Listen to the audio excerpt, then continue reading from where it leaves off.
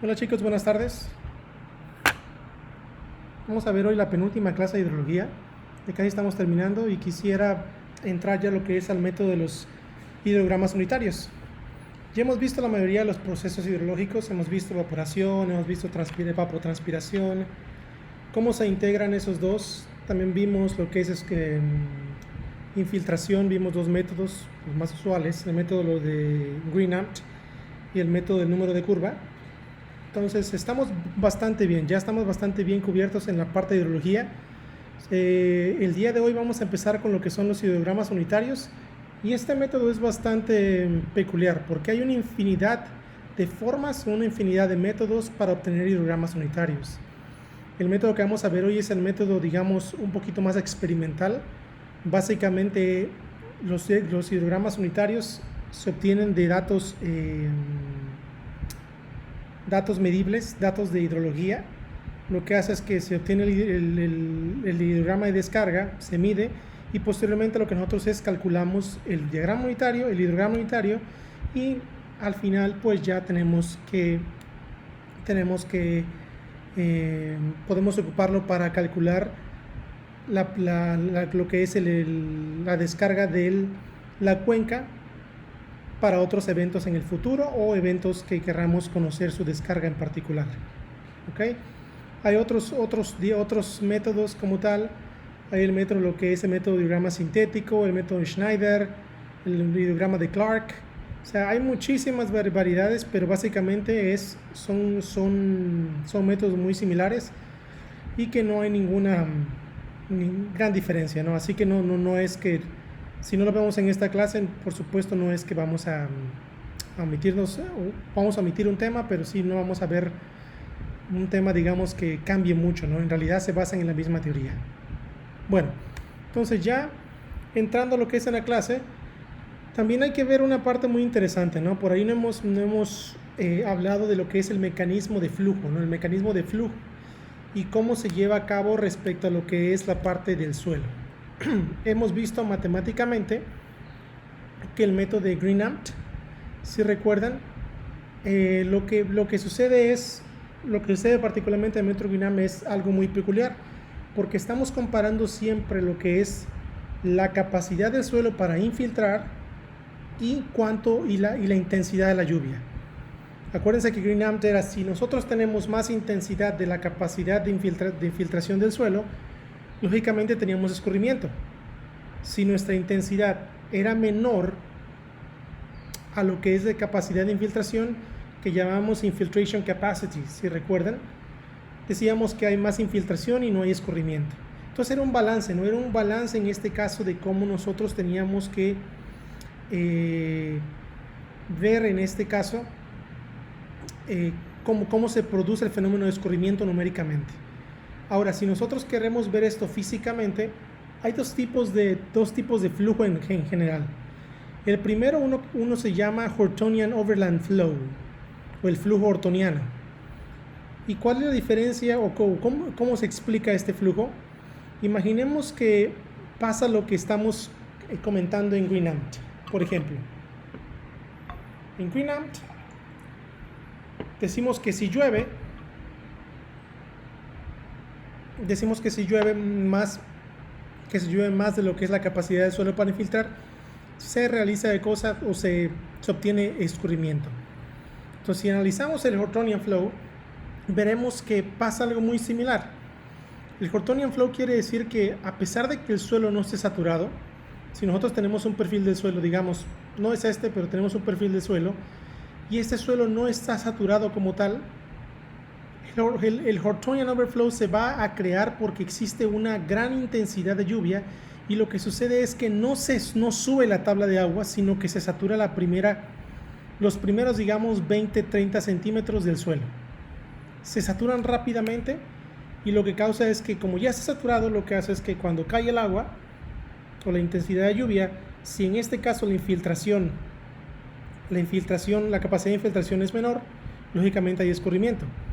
Quiere decir que se satura o hay un tipo ponding. ¿Se acuerdan que hacemos ponding? Un encharcamiento en la parte superior de lo que es nuestra superficie. que era el mayor, ¿cómo se llama? La assumption, lo que asume el método Greenham, la consideración principal del método Greenham, que existe algo que llamamos continuous ponding o encharcamiento continuo. Entonces, si nosotros vemos esta parte, para que exista un encharcamiento en la superficie, lógicamente tiene que haber una parte que satura en la superficie, una parte que está saturada sobre la superficie, unos 10-15 centímetros que existen para que pueda haber un ponding. El agua no se mueve tan rápido, por lo que ocurre se ocurre una saturación en la parte superior del suelo y por supuesto lo que ocurre es que hay un escurrimiento cuando la intensidad de lluvia es mayor a la capacidad de infiltración del suelo. ¿Por qué? Porque la infiltración no pasa tan rápido, no ocurre tan rápido, de tal forma que el agua no se percola y lo que hace es que el suelo se mantenga saturado en la parte superior. Esto por supuesto pasa en muchos de los suelos, pero también existen otros tipos de flujo. Y a ese otro tipo de flujo, aparte del primero, que le llamamos Hortonian Overland Flow, en este caso, para este principal, aquí lo tengo aquí prácticamente escrito, decimos que es primero saturación, porque cosa desde arriba, o sea, la parte del suelo se satura en la parte de arriba. Dice en este caso que hay más precipitación que infiltración, es lo que está pasando en Greenham. Y el suelo, por supuesto, dice que está saturado justamente abajo de la superficie. Ok, ahí la tabla de agua no tiene nada que ver, el manto freático no está en la superficie, es completamente diferente. Aquí la superficie se satura, pero en los layers, en los estratos más abajo del suelo, existe un suelo no saturado. Ahora, ¿cuál es el caso contrario? Pues el caso contrario sería que existe una saturación desde abajo, que es lo que existe aquí, ¿no? Vemos que si existe una saturación desde abajo, el suelo que ocurre, el agua empieza a infiltrarse, precipitación aquí, se infiltra, y conforme el agua se empieza a infiltrar, digamos una precipitación larga de 24 horas, ¿no? Se infiltra, y empezamos a tener, ¿qué cosa? La tabla de agua crece. ¿Se dan cuenta? Aquí creció. ¿Y qué ocurre? Cuando esto se satura desde abajo y se empieza el suelo a saturar, lo que ocurre en este caso es escurrimiento también. Escurrimiento, aquí le llaman return flow, pero también es que escurre aquí esta parte, ¿no? Donde ya el suelo está completamente saturado y ya no puede infiltrar, por lo que en este caso existe escurrimiento. Aquí le dice saturación, prácticamente está en la superficie, y desde la superficie hasta profundidades, no sé, por abajo de 2, 3, 4 metros del suelo. Ya existe un crecimiento de la tabla de agua. ¿Ok? Entonces, son los dos tipos de flujo. Uno es el Hortonian Overland Flow, que es saturación desde arriba, y otro que se llama Saturation Overland Flow, y también esto es conocido como Dune Flow. Se escribe dune, como una duna, Dune Flow, y prácticamente es lo que podemos llamarlo. Esto, por ejemplo, se da la interacción del agua subterránea, se empieza a mover desde la parte baja, ¿ok? Y se satura. Bien, esos son los principales mecanismos para producirse escurrimiento. Por ejemplo, en Coatzacoalcos existen, por supuesto, unas tormentas que son bastante intensas. Por ejemplo, en suelos arenosos, a pesar de que la tormenta puede ser intensa, pues existe una saturación desde abajo. El suelo arenoso tiene una infiltración bastante alta, lo que hace es que se infiltra y por supuesto se satura y el manto freático empieza a subir, ¿no? En suelos arenosos de la parte, sería la parte este de la ciudad, ¿no? Entonces, ahí tenemos ejemplos, ¿no? O la parte de lo que es un Hortonian Overland Flow, por ejemplo, en suelos más arcillosos, en suelos en la parte oeste de la ciudad, allá rumbo al lo que es el kilómetro 17, el kilómetro 14, toda esa zona es suelos altamente arcillosos, por lo que cuando existe una precipitación bastante fuerte, y no que lleve por intervalos largos, sino que es un episodio fuerte de una tormenta, se concentra la intensidad en un lapso de tiempo muy corto, ahí existe cosa, el suelo, a pesar de que no está saturado, su infiltración o su capacidad de infiltrar es menor que la intensidad de lluvia. Imaginemos que, por ejemplo, si tuviéramos un embudo, ¿no? Un embudo y de repente le abrimos a la llave. Si tuviéramos en este caso un embudo, le abrimos y va a haber un momento en que si el embudo no puede drenar, el embudo solamente va prácticamente a sacar lo que puede y el agua se va a empezar a escurrir por la parte de arriba. Eso sería lo equivalente a un Hortonian Overland Flow. Lo equivalente a un Saturation Overland Flow prácticamente es como si tuviéramos un embudo, tuviéramos abajo un vaso y lo que dijéramos es, bueno, voy en este caso a echar mi agua, abrir la llave en la parte de abajo, el vaso se empieza a llenar, pero el embudo nunca se llena.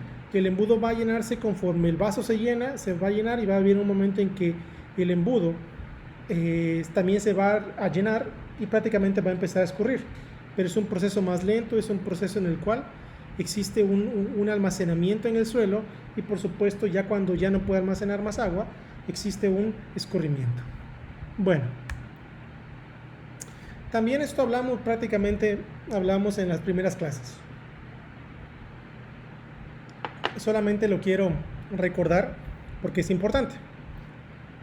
Por ejemplo, como decía aquí, hay diferentes tipos de flujo. Base flow, si recuerdan, habíamos dicho que hay en el stream flow, en lo que es en la parte, en el río ya, en el cauce, en un arroyo, en lo que quieran llamar ustedes una corriente de agua, tenemos que comúnmente existe, inclusive en tiempo de secas, existe un flujo, siempre está escurriendo, ¿no? Entonces dices, bueno, ¿por qué escurre si no llueve?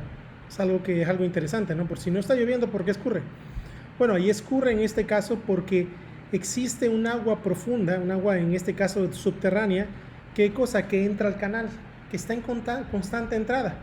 Por ejemplo, el río Coatzacoalcos, nunca lo han visto un río seco, ¿cierto? No es un río, dudo que haya estado seco en algún momento, o al menos desde que yo nací, que ya son 30 años, entonces por ahí hay un flujo, ¿no? Hay un flujo que existe inclusive sin que haya tormentas, por lo cual este flujo subterráneo que va entrando a lo que es el canal, a ese se le llama base flow, y este está típicamente presente inclusive, como les dije, en tiempos de secas. Ese es el base flow.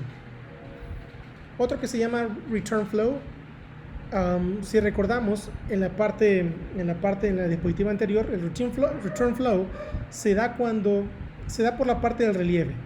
Aquí en este caso estamos ilustrando como tal el proceso de escurrimiento cuando esto está saturado, pero si lo llevamos a este ejemplo, comúnmente los ríos los ríos están en zonas bajas.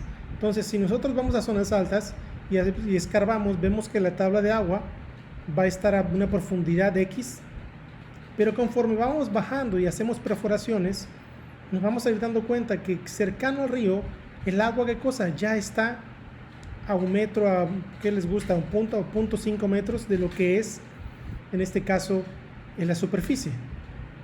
Por lo que me está indicando que la tabla de agua como tal tiene un efecto. Y la topografía también está íntimamente ligada a esta parte. ¿Por qué? En zonas altas, la topografía, por supuesto, en pendientes altas también, podríamos nosotros ver que existe una distancia considerable en la tabla de agua. Pero ya en zonas como son los valles, donde es relativamente plano y comúnmente converge a la salida de la cuenca o al río, podemos ver que existe un flujo que cuando la tabla de agua llega al mismo nivel de lo que es el terreno, pues existe un flujo que va a reemerger, ¿no?, de la superficie y entra directamente al canal. El return flow se da comúnmente, muy comúnmente, cerca de lo que son los ríos. Es donde ya la tabla de agua está muy cercana y por cambios de relieve lo que hace es que el flujo emana, ¿no? Hay como si fuera un manantial, pero no es un manantial, o reemerge a la superficie para entrar directamente al canal. Y por último, por ahí tenemos una parte que se llama Overland Flow. Overland Flow en este caso pues es el escurrimiento. Literalmente le dije, acuérdense que puede haber dos formas de escurrimiento. Uno lo que es por saturación desde abajo, y otro lo que sería Hortonian Overland Flow, que es la parte saturación de la parte superior del suelo. ¿Ok? Pero ambos están catalogados como Overland Flow, como lo discutimos aquí. ¿Ok?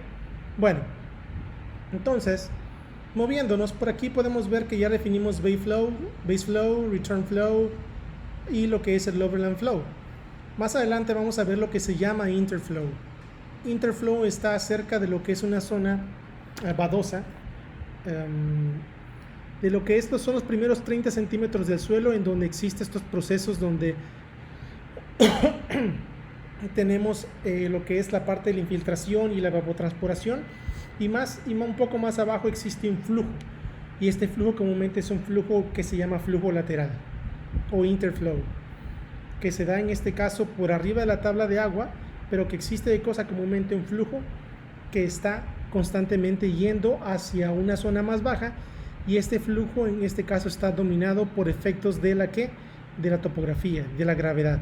Si tenemos una pendiente más alta, va a existir en este caso, o somos susceptibles a que exista un interflow, porque a la hora que se infiltra, no solamente se va a querer ir hacia abajo, sino también va a haber una fuerza que lo va a querer mandar hacia lo que es el río o la corriente más cercana. Ok, bueno, habiendo definido eso, podemos ya pasar a lo que es un hidrograma o un hydrograph. ¿Qué es un hydrograph?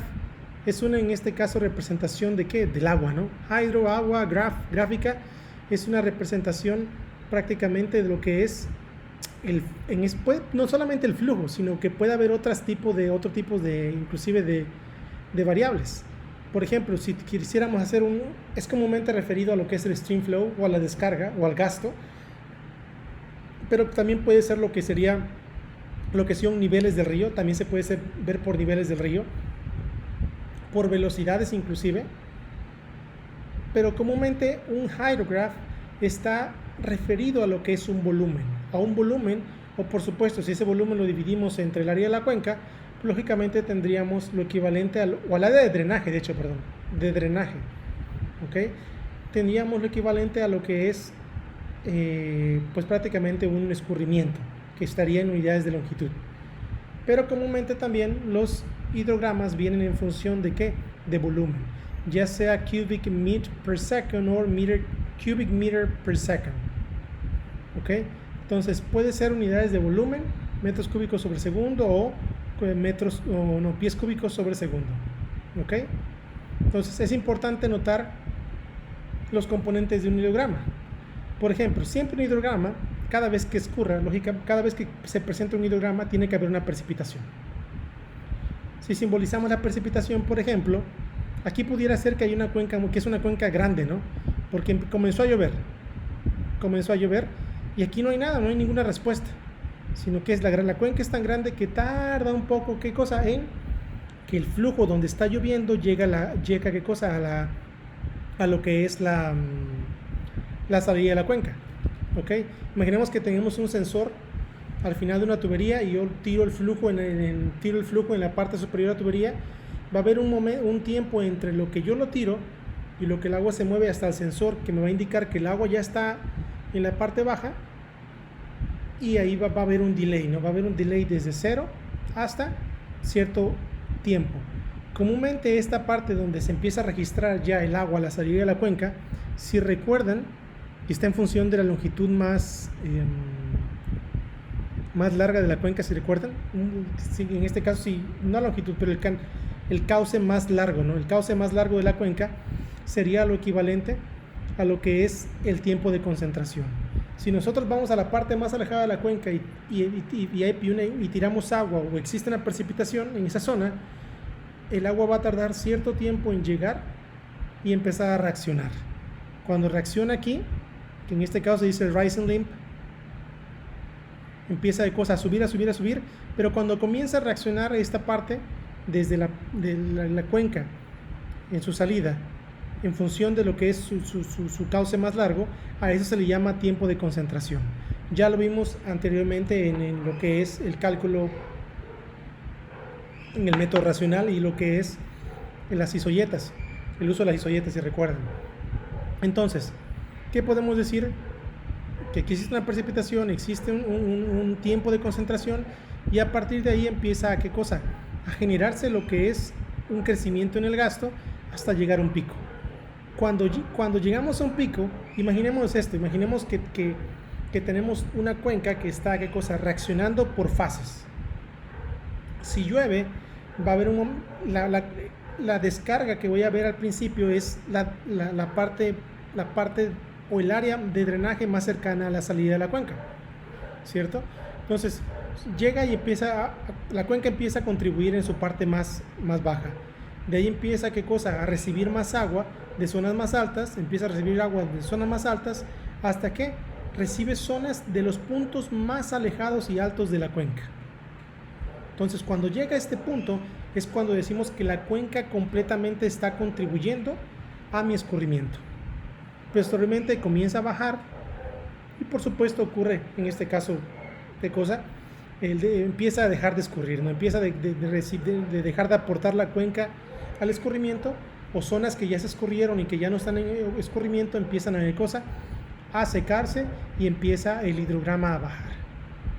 A esto, si se dan cuenta, en la parte baja, ya cuando llega al base flow otra vez, se llama failing limp, que ya está bajando, ¿no? Prácticamente. Se dan cuenta aquí que hay una línea que se llama separation line. Esta línea no necesariamente tiene que ser recta, como me la ven así. Puede que así sea, puede que no. Puede haber unas modificaciones, puede ser curva. Hay métodos gráficos y métodos analíticos que nos ayudan a separar el base flow de lo que es lo que es la descarga por overland flow, y podemos luego analizarlos. Pero bueno, el punto es que aquí existe una línea que separa el base flow de lo que es el event flow o el flujo de tormenta. Un momento, por favor, voy a buscar mi cargador, que se me olvidó conectar mi computadora, y voy a tener que ir por él.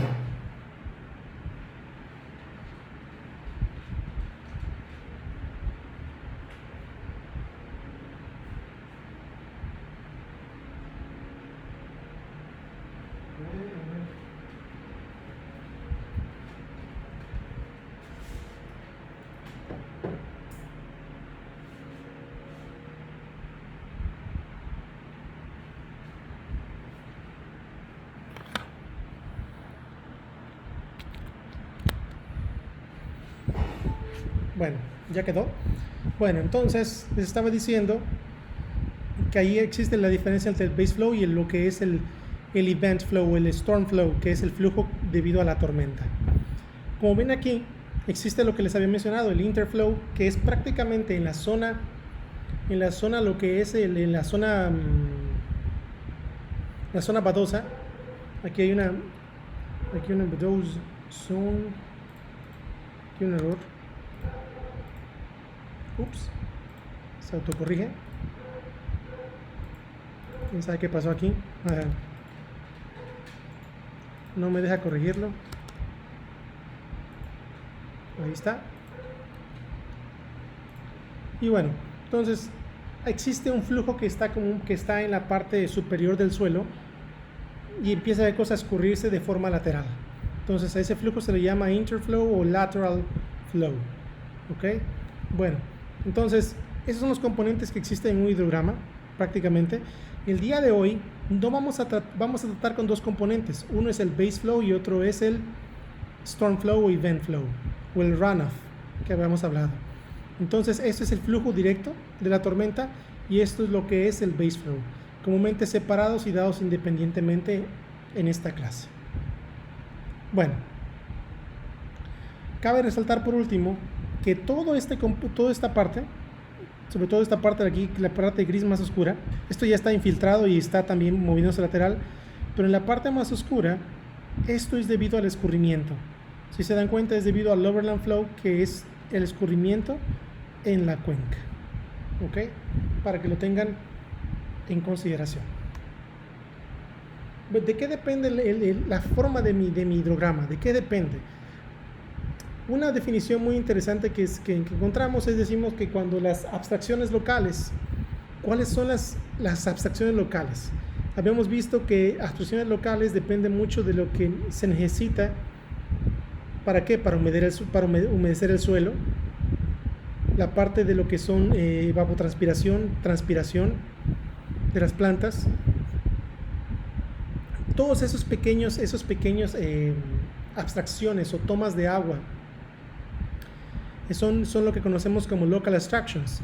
Decimos que cuando las abstracciones locales han sido tomadas o han sido tomadas para una cuenca relativamente pequeña, el agua comienza a escurrirse y se presenta como un flujo, por supuesto, sobre el terreno, y que eventualmente llega a el río, canal, corriente, como sea, ¿no? ¿Ok? Entonces, para esta parte es importante. Pero ¿cuáles son los factores que me modifican la forma de mi hidrograma? Por supuesto, el tamaño de la cuenca. Una cuenca más grande va a tener un drenaje completamente diferente a una cuenca más rápida, pequeña. Para una cuenca pequeña la respuesta comúnmente es mucho más, está dominada por el tiempo que pasa el agua en la superficie, luego entra a los canales o a los ríos y se descarga.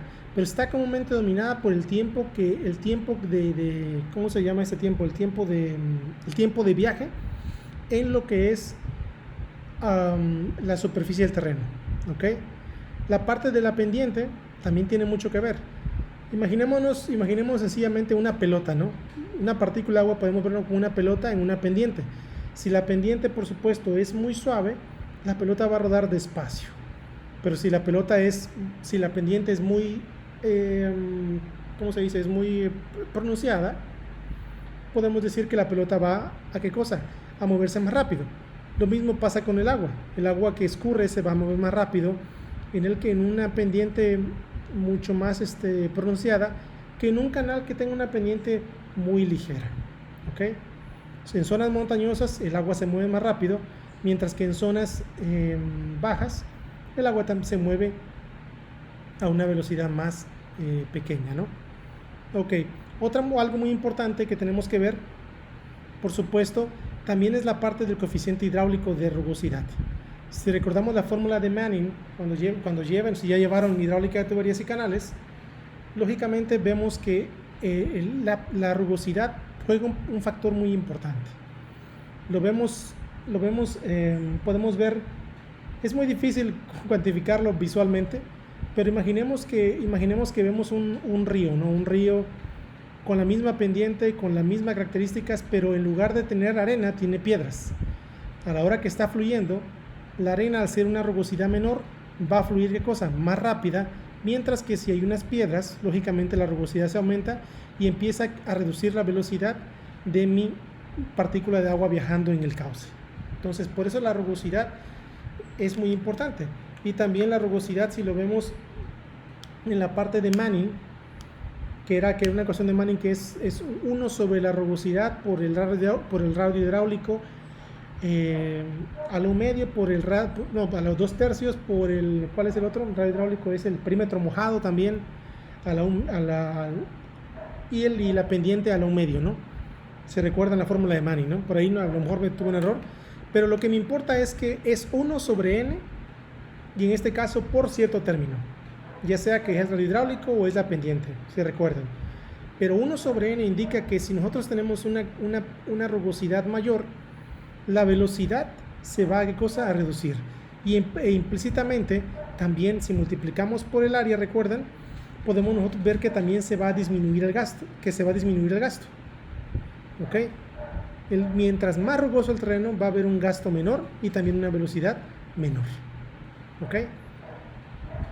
Por supuesto, también ya hemos visto que también el almacenamiento tiene mucho que ver, ¿no? Por ahí veíamos cómo el almacenamiento juega un papel muy importante en el número de curva, y en los ejercicios de balance de agua que hicimos en clase, también tenemos ahí que el almacenamiento va a tener mucho que ver, ¿no? Otra cosa que es la longitud una longitud del río. Si vemos una longitud, no es lo mismo considerar una línea recta de este punto a este punto que prácticamente considerar todo este tramo, ¿no?, de viaje. Mientras más larga sea mi corriente, río, cauce, va a hacer ¿qué cosa? Va a llegar el agua más tarde, ¿no? ¿Ok? Entonces, en zonas donde hay muchos meandros, que es esta particularidad de moverse así y luego otra vez como moverse en zigzag, a eso se llama un meandro. Entonces, a esta parte es lo que me reduce, además de reducirme la velocidad, ¿qué cosa? Hay una longitud más larga que como si tuviéramos una línea recta de un punto a otro. Channel density. Algo muy particular. Y el channel density me va a tener mucha relevancia porque es el que me va a dictar qué tiempo pasa el agua en la superficie y qué tiempo pasa el agua en el canal. Si tenemos una densidad de drenaje o de canales muy alta, lógicamente va a haber más corrientes, más streams, más cauces. Por lo tanto, la cantidad de tiempo que va, o el tiempo que va a estar en el agua en la superficie va a ser menor. Mientras que si mi channel density es menor, lógicamente el agua va a tender a estar siempre mucho en el terreno y posteriormente, después de un tiempo ya prolongado, va a pasar al canal.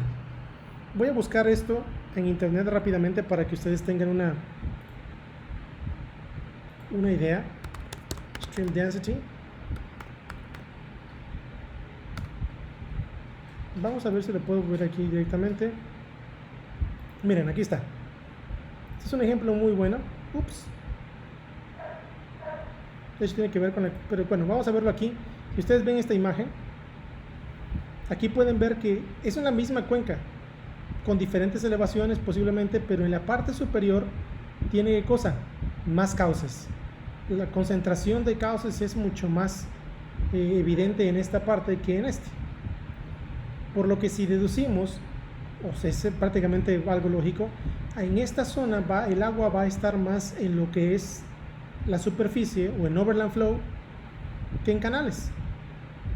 Por lo tanto, esto se quiere decir que tiene una densidad, una stream density, un channel density menor que por lo que me va a tener, por supuesto, influencia sobre lo que es la forma de mi hidrograma. Por supuesto, condiciones de humedad antecedente. Si tengo que el suelo ya estaba húmedo, por supuesto, pues voy a tener un comportamiento muy diferente. Si estaba húmedo, quiere decir que tengo almacenamiento. Como tengo almacenamiento, también que existe, lo vimos en GreenAmp, ¿no?, también por ahí, o en otros métodos también. Si existe un almacenamiento, voy a tener más escurrimiento. Entonces va a escurrir más rápido, va a haber un pico mucho más alto en el hidrograma y pues lógicamente ahí vamos a tener una modificación mi forma de el hidrograma, y que no va a ocurrir cuando la cuenca está seca. Si la cuenca estuviera seca, lógicamente la cuenca va a estar seca y ¿qué va a ocurrir? Va a estar seca, no va a pasar nada, pero cuando llegue la lluvia va a empezar a saturarla. Voy a tardar más tiempo en saturarla y en escurrir que como si la cuenca ya estuviera húmeda. La saturo tantito y pum, ya empiezo yo a escurrir muy rápido. Entonces esto es como se modifica. Por supuesto, otras cosas tienen que ver mucho, la vegetación, las modificaciones que hay en los canales, tiene que ver mucho si hay una represa o no, tiene que ver mucho si hay obras hidráulicas, hay muchas variables. Ok, pero bueno, vamos a pasar a analizar unas particularmente.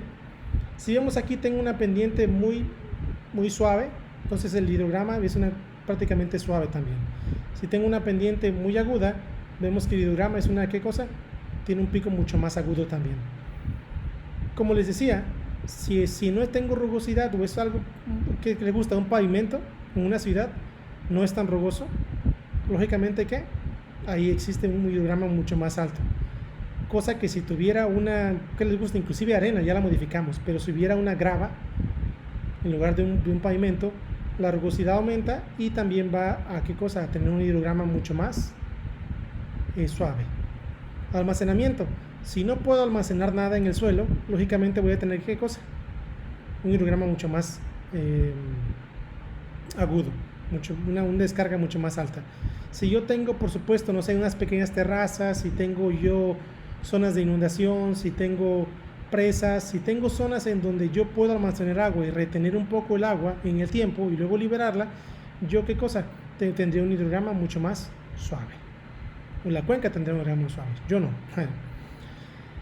Lo que les decía, si tengo una densidad muy baja, lógicamente va a ser un hidrograma suave. Si tengo una densidad alta, va a ser un hidrograma mucho más pronunciado.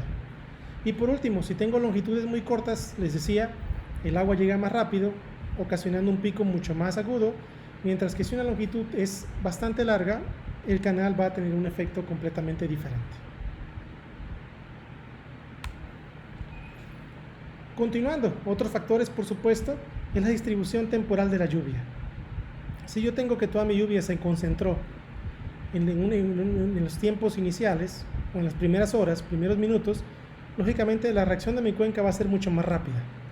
Si yo tengo mi cuenca más distribuida, como que en el tiempo, un poquito más, ¿cómo se iban? Como un poquito más dispersa, yo tengo que aquí hay poca lluvia, mi hidrograma va a reaccionar de cierta forma en las primeras horas y posterior cuando venga el pico más alto ya en las horas subsecuentes voy a tener mi pico máximo aquí. Entonces vemos la diferencia, ¿no? Que ocurre cuando tengo una distribución temporal de la tormenta muy diferente. Por supuesto también tiene que ver mucho la parte del tamaño de la cuenca o la zona en cómo se distribuye la tormenta. Si yo tengo una tormenta A y una tormenta B con sus respectivos hidrogramas de la tormenta A y B, vemos que el hidrograma de la tormenta A, ¿qué ocurre? El pico lo presenta en la zona final. ¿Por qué? Porque aquí llueve en la parte superior y empieza aquí a moverse y tarda en llegar hasta acá a la salida de la cuenca, por lo que la respuesta se va a tardar un poco hasta que esta parte drene todo a la salida de la cuenca. Entonces va a ser un comportamiento como esta curva, ¿ok? Mientras que si en la cuenca llueve completamente y una tormenta muy grande, entonces el hidrograma va a ser va a haber un volumen mayor, por supuesto, pero también el pico se va a dar antes que el que se dio en la tormenta A.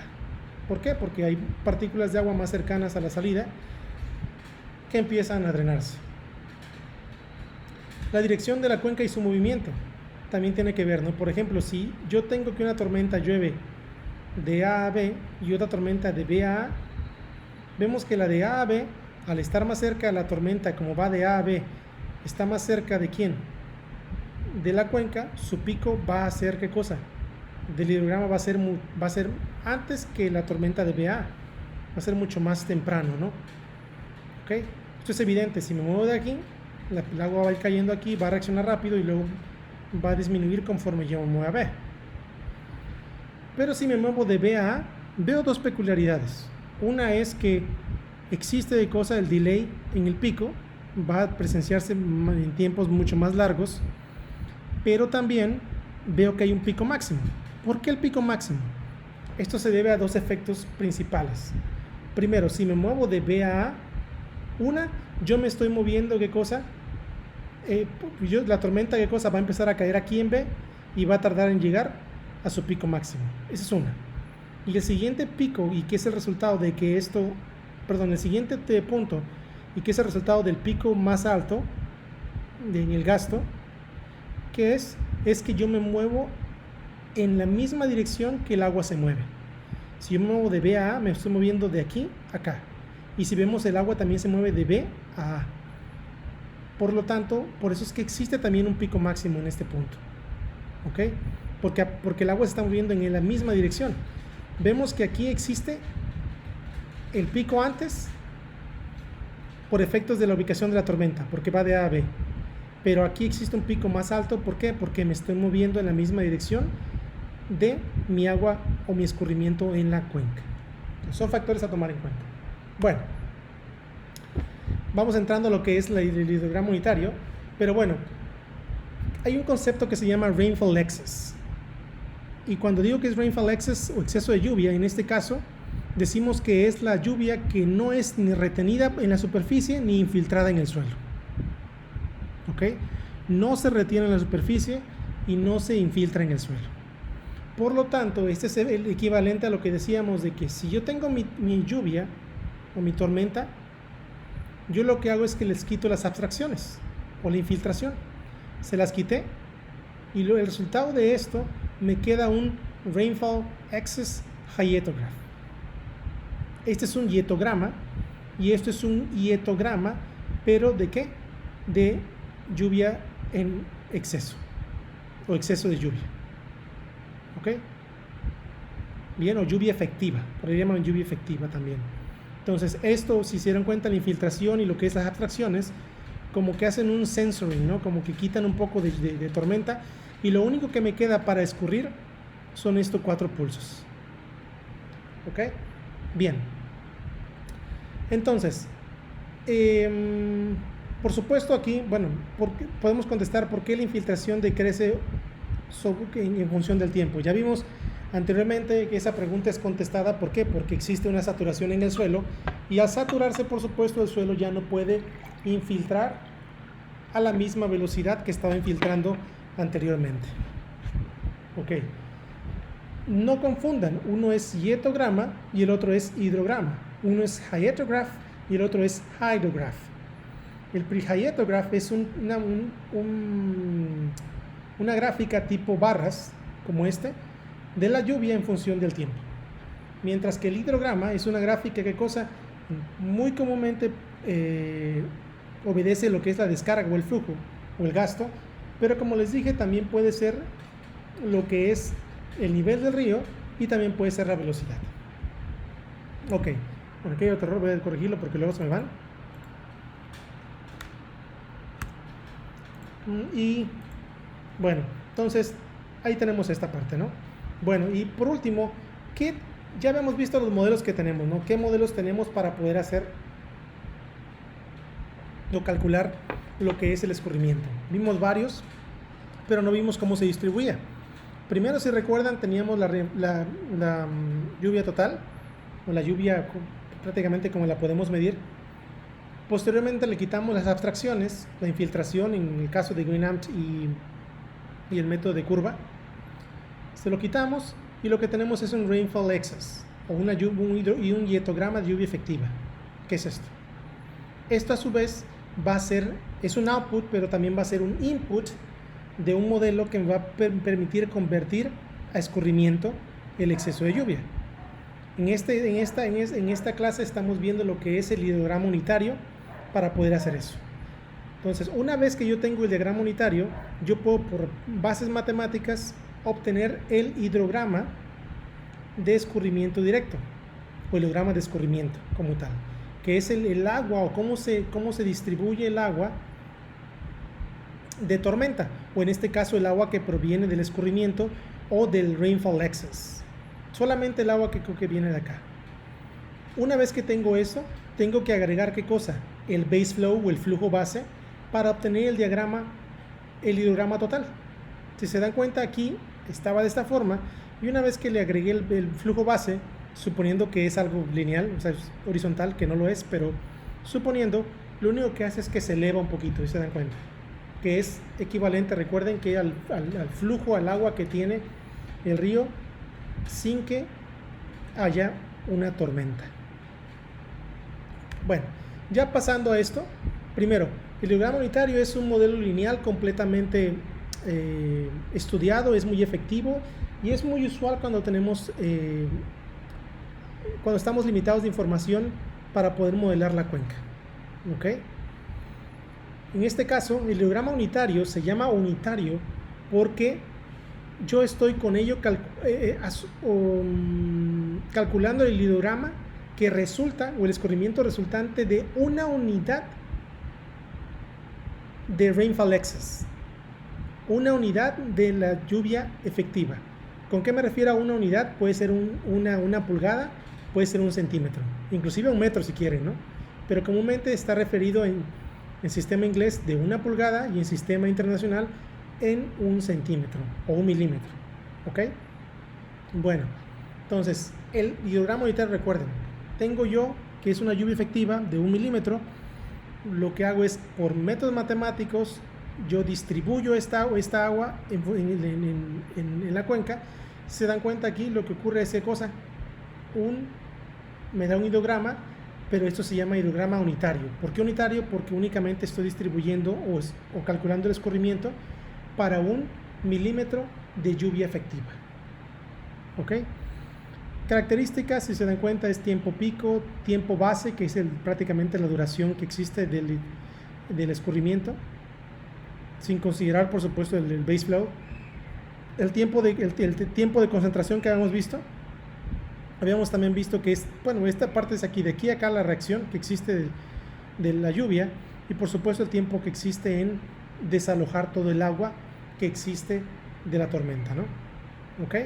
Bien, entonces el principio que vamos a utilizar aquí para calcular el hidrograma ya total, básicamente es que si yo tengo el hidrograma unitario de cómo la cuenca me responde para 1 pulgada o para 1 centímetro, yo puedo, predecir la respuesta de la misma cuenca para cualquier tipo de tormentas con más pulsos o con más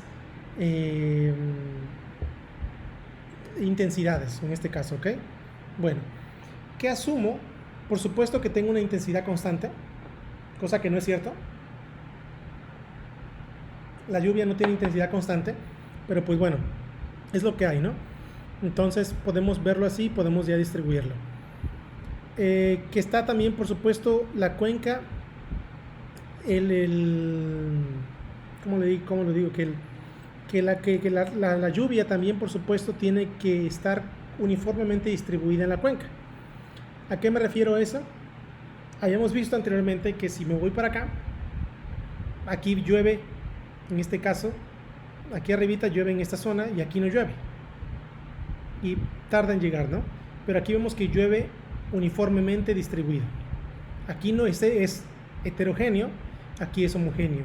La lluvia se puede considerar heterogénea o también homogénea sobre la cuenca, pero para la parte de lo que es el uso del hidrograma unitario, considero que está completamente distribuida o uniformemente distribuida sobre la cuenca. El time increment, el tiempo base, en este caso, no tiempo base, pero el intervalo de tiempo que manejo es constante. Quiere decir que si analizo 1 hora, tengo que analizar 1 hora, 2 horas, 3 horas, 4 horas, no cambia. Y por supuesto asumo que la cuenca no cambia en el tiempo. ¿A qué me refiero? Podemos ver que de 1 a 2 años la cuenca se modifica en su extensión o en su uso de suelo. Lógicamente aquí estamos asumiendo que no contemplamos el uso de suelo en el hidrograma unitario. ¿Cómo ahora en este caso puedo yo predecir cuando tengo una tormenta que no es uniforme? Lógicamente, pues a través del hidrograma unitario, aplicándolo muchas veces. Esto sería prácticamente cómo yo aplicaría o cómo obtendría yo mi hidrograma unitario. Si nos damos cuenta, tenemos P y tenemos U. P son los pulsos de precipitación y U es, en este caso, los elementos del hidrograma unitario. Si nos damos cuenta, tengo 3 pulsos de lluvia aquí. Sí, ¿verdad? Sí, 3 pulsos de lluvia. Y en la primera parte, para el pulso 1, P1, P1, P1 aquí, en este caso yo multiplico por todos los componentes de mi hidrograma unitario. En este caso tengo hasta 6, tengo U6. Si se dan cuenta, P1, U1, P1, U1, P1, U3, P1, U4, P1, U5, P1, U6. ¿Se dan cuenta? Aquí tengo la primera respuesta para el primer pulso. Posteriormente tengo que obtener la respuesta para el siguiente pulso, el P2. Pero el P2, por supuesto, no estuvo o no pasó en la primera hora, sino que pasó en la segunda hora. Digamos, hablando en horas, no puede ser cualquier intervalo, pero no pasó en la primera hora. Por lo tanto, tengo que desplazar la respuesta y ya saco en este caso P2 por U1, P2 por U2, P2 por U3, así hasta llegar a ¿qué? Hasta U6. Lo mismo para el pulso 3, la desplazo y obtengo ¿qué cosas? La respuesta. Al final, prácticamente la respuesta de la cuenca sería equivalente a ¿qué cosa? A la sumatoria de todos los segmentos multiplicados por el hidrograma unitario. Vamos a hacer un ejemplo. El ejemplo consiste en este caso un exceso de lluvia, en este caso igual a 1 pulgada. Dice que nos arroja ¿qué cosa? Este diagrama unitario. Este sería el diagrama unitario de una cuenca particular. ¿Ok? Bueno, ahora te pide que calculemos el hidrograma si la precipitación en este caso es la que nos observamos en la parte de abajo, y asumieron las abstracciones de 0.3 pulgadas por hora. Vemos que este es el hidrograma unitario, el tiempo, la duración de la tormenta son 4 horas y la precipitación en este caso es equivalente en pulgadas a 0.5, 1, 1.5 y 0.5. Bueno, si vemos, analizamos el hidrograma unitario, aquí prácticamente es como aparece aquí. Si se dan cuenta, en tiempo 1, 2, 3, 4, 5, podemos verlo como que en el tiempo 1 esta es la contribución de la cuenca. En el tiempo 2, esta es la contribución de la cuenca. En el tiempo 3, esta sería la contribución de la cuenca. El tiempo 4 sería esta la contribución de la cuenca. 5 y 6, así sucesivamente, ¿no? Prácticamente es como va a contribuir la cuenca a lo que sería nuestro escurrimiento, por decirlo. Bueno, vayamos en este caso a hacer los ejercicios. Me voy al ejercicio número 1. Como les decía, aquí lo tengo. Mi hidrograma unitario es equivalente a lo que tengo aquí. Voy a colocarlo de nuevo. Si se dan cuenta, es equivalente a 1 a 6. Tenemos 0, 10, 100, 200, 150, 0, 100 y 50. Ahora tenemos el dietograma. El dietograma son 4 horas y es 1, 0.5, 0.3 y 0.2. Si es 0.5,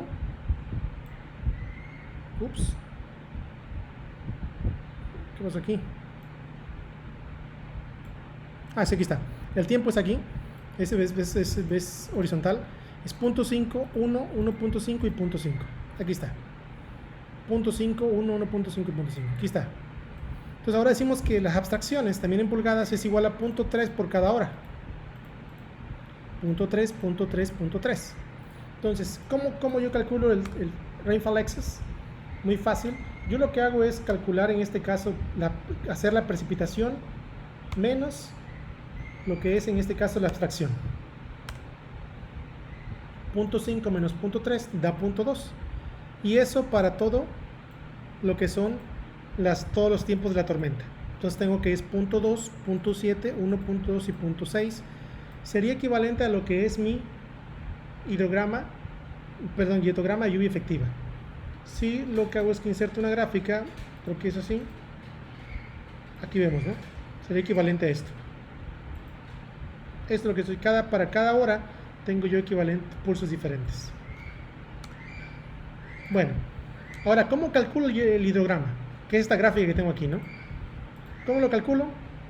Voy a borrar todo para que no haya pierde. A ver si me sale otra vez. En este caso tengo que mi tiempo es del 1 al 10. Vamos a colocar 1 al 10 y van a ver por qué.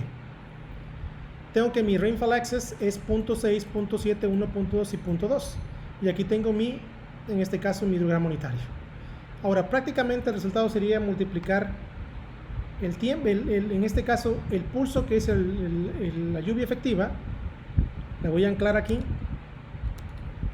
por cada uno de los pulsos de mi hidrograma unitario. Hago el pulso y listo. Pues yo lo que voy a hacer es, lo hago así y ya me queda 0, 2, 20, 40, 30, 20, 20. Entonces ya tengo la primera respuesta de mi primera hora, ¿eh? Fíjense cómo se traza aquí. Después de mi segunda hora tengo que hacerlo, pero sabemos que de antemano en la segunda hora, pues lógicamente 0.7, pero aquí en el tiempo pues sería igual a 0, porque no tengo yo precipitación igual a 0.7 en mi primera hora, sino que la tengo en la segunda. Entonces esto es 0 y sería a partir de aquí. Entonces yo lo que hago es que hago igual a este y multiplico igual la tormenta efectiva, la lluvia efectiva, por cada uno de los pulsos de mi hidrograma. Ya lo multiplico. Entonces vemos cómo ya aumenta esta parte. Lo mismo, si aquí en este caso vi que esto es la segunda hora, bueno, entonces sería la tercera hora, aquí sería un 0, 0, 0, 0, está en la siguiente hora. Yo lo que hago es que no, esta no es. Bueno, sí, en la tercera hora aquí está un 0, 1, 2, 3, ahí está. Inicia de la segunda a la tercera, sería igual a, en este caso, a 1.2 anclado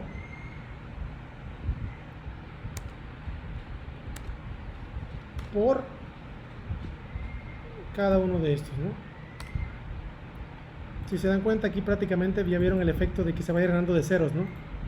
Entonces para el siguiente, lógicamente no está en la tercera, pero pues aquí ya lo que hago es relleno 0, 0, 0, y ya lo que hago es que inicio, hago punto 2, la anclo otra vez. Por ahí una forma de anclado automáticamente, no me funciona aquí en mi Mac, entonces chafa esta cosa, pero bueno, hay que seguirle dando. Ok, punto 23, y de ahí lo que multiplico es por igual el hidrograma unitario. Se dan cuenta, únicamente lo que hago es que van aumentando los ceros, y aquí está, ¿no? Ya está el hidrograma final, que es lo que tenía al inicio. Ya lo que hago nada más es sumarlo, lo sumo, y prácticamente es lo que me queda en esta gráfica.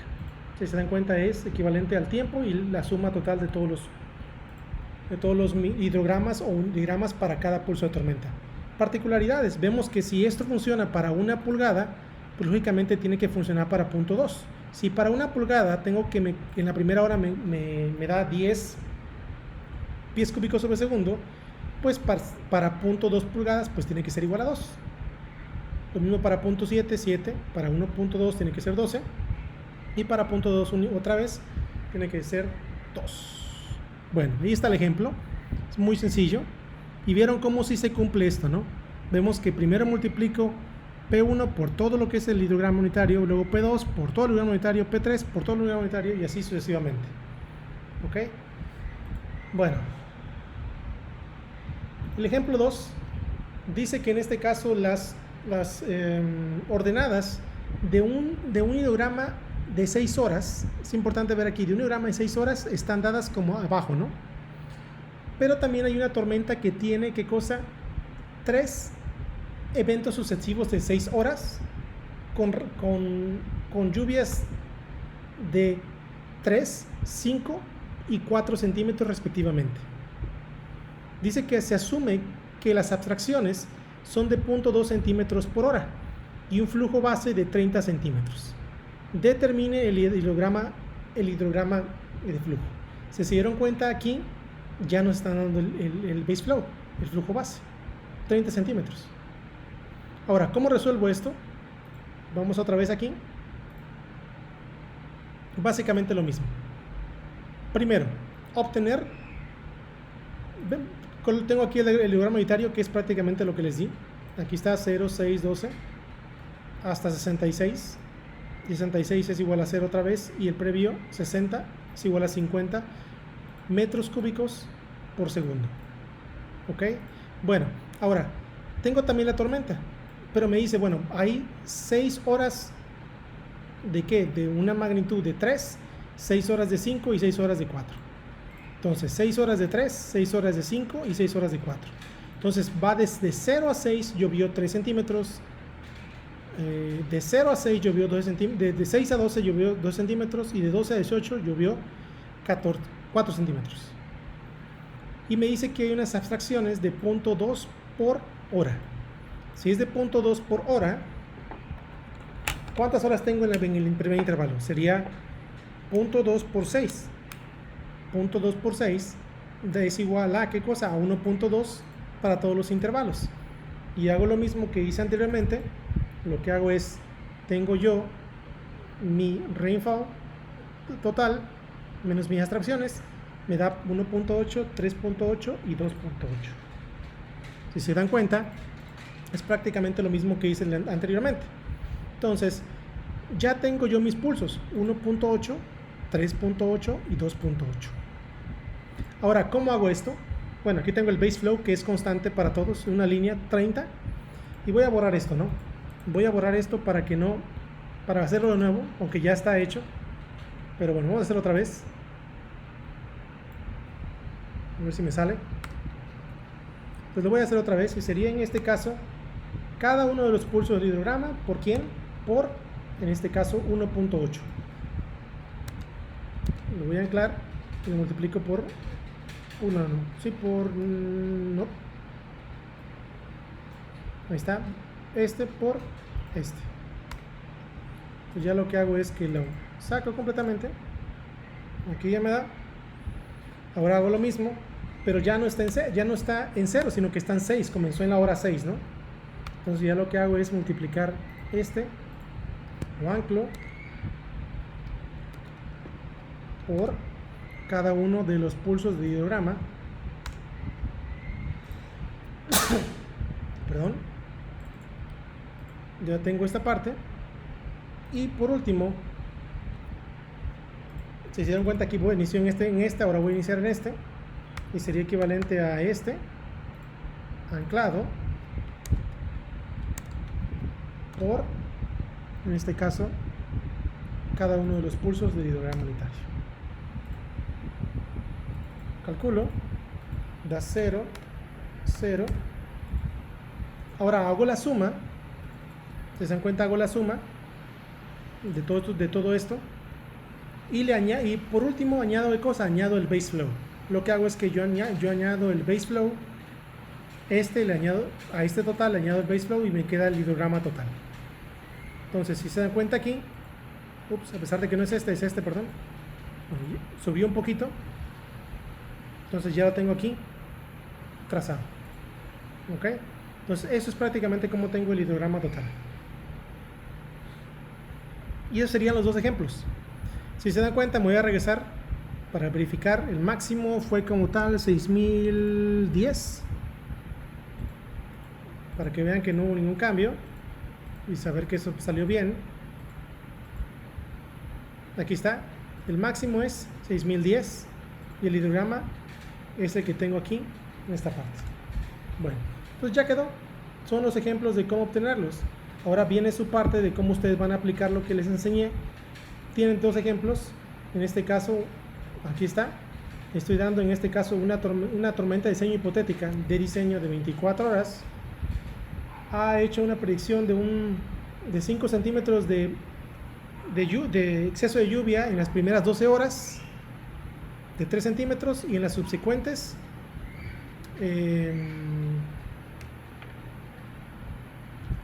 5 centímetros en las primeras 12 horas y 3 centímetros en las segundas 12 horas. ¿Ok? Entonces aquí ya tienen el hietograma para tormenta de 12 horas. Y dice que utilizando el hidrograma unitario de 12 horas que tengo aquí, en este caso que el given below aquí dice, calcular en este caso el stream flow expected for the design storm, que calculemos el stream flow. Lo que tienen que hacer es prácticamente lo mismo. Prácticamente, se dan cuenta, aquí es exactamente lo mismo que tengo aquí. Tengo el hidrograma y tengo yo el flujo base. ¿Ok? Entonces calcular, le dice calcular en este caso la salida de la cuenca. Ahora, una vez que lo calculen, mi pregunta sería, y es algo interesante, ¿no? Mi pregunta sería, ¿cómo pueden calcular el área de la cuenca? ¿Cómo lo podrían calcular? Y se los dije hace un momento. Pero tienen que poner atención al video, ¿no? Por ahí les dije cómo tuve que hacer la parte de, si tengo yo el flujo total, una vez que lo tengo y tengo el flujo total y tengo yo cuánto me llueve, yo podría calcular el área de la cuenca de cierta forma, pero tienen que ustedes echarle un poquito de pluma, ¿no? Entonces, no es un cálculo complicado, es un cálculo, digamos, que de una multiplicación y división directo. Entonces, por ahí, usen internet o no, pero bueno, ahí está. Entonces, ahí lo tienen. Si se dan cuenta aquí, tienen un ideograma igual, vuelvo a decir, tienen un ideograma de cada 6 horas. Bueno, en este caso cada 12 horas. De 12 horas el ideograma aquí está. Entonces no hay ningún problema para ejecutarlo. Siguiente, dice que un diagrama de 6 horas, cada 6 horas, 0, 6, 12, 18, 24, 30, ¿sí? Para una cuenca de 393 kilómetros cuadrados. Para una tormenta dice que en este caso tiene un rainfall excess de 5 centímetros las primeras 6 horas y de 15 centímetros las segundas 6 horas. Muy similar lo que tienen. Dice que calculemos el hidrograma y asuman un flujo base de 100. Prácticamente lo mismo, tienen un hidrograma de 6 horas. Tienen 5 centímetros las primeras 6 horas, 15 centímetros las segundas 6 horas y tienen un flujo base de 100 metros cúbicos por segundo. Y por último, utilizar en este caso el hidrograma de abajo, que es cada 2 horas, determinar el flujo directo para un hidrograma, en este caso de 4 horas, para una tormenta de 4 horas, perdón, que es esta, ¿no? Si se dan cuenta, igual las horas vienen cada 2 horas. El diagrama, perdón, viene cada 2 horas, 0, 2, 4, 6, 8. Y aquí ustedes tienen una tormenta que va de hora en hora. Pero de antemano podemos hacer una simplificación y decir que, bueno, si tengo yo mi diagrama cada 2 horas, puedo yo sumar .7 y .7, me da 1.4. Y ya tengo para las primeras 2 horas y 1.2 y 1.2 por 2 da 2.4. Y ya puedo hacer directamente el cálculo de mi hidrograma de flujo directo. Entonces, tienen estos 3 ejercicios para trabajar. Entonces, tienen ahí prácticamente todo lo que ustedes necesitan. ¿Ok? Entonces, para que ustedes lo tomen en cuenta y no haya ningún detalle por ahí. Bueno, entonces eso será todo, muchachos. Es todo lo que les tengo para ustedes el día de hoy. ¿Tienen alguna duda? Háganmela saber. Entonces, no hay ningún problema. Por aquí, recuerden, por aquí, el hidrograma, la hora está cada 6, 12, 18, 24, 30, 36, 42. Aquí se dan cuenta, está cada 6 horas. ¿Ok? Entonces, voy a hacerse la más fácil. Vamos a ver. Se va a poner más fácil aquí. Cambien este intervalo de tiempo cada 12 horas. No pasa nada, ¿no? Para que esto sea... De hecho dice cada 2 horas, pero aquí pone 0, 6, 2. Entonces es cada 12 horas. Corríjanle ahí. Tiene un error. Entonces para que ustedes no se compliquen es 0, 12, 24. Entonces no hay problema, ¿no? Entonces ustedes lo pueden hacer así. Y ya directamente calcular el hidrograma. Entonces esta es la penúltima clase. Ya la próxima clase vamos a ver otro método. Entonces, para que sepan que esta es la última clase y vamos a tener 9 actividades. De esas 9 prácticamente saldrá su calificación final. Entonces, es todo. Muchas gracias y nos estamos viendo pronto. Adiós.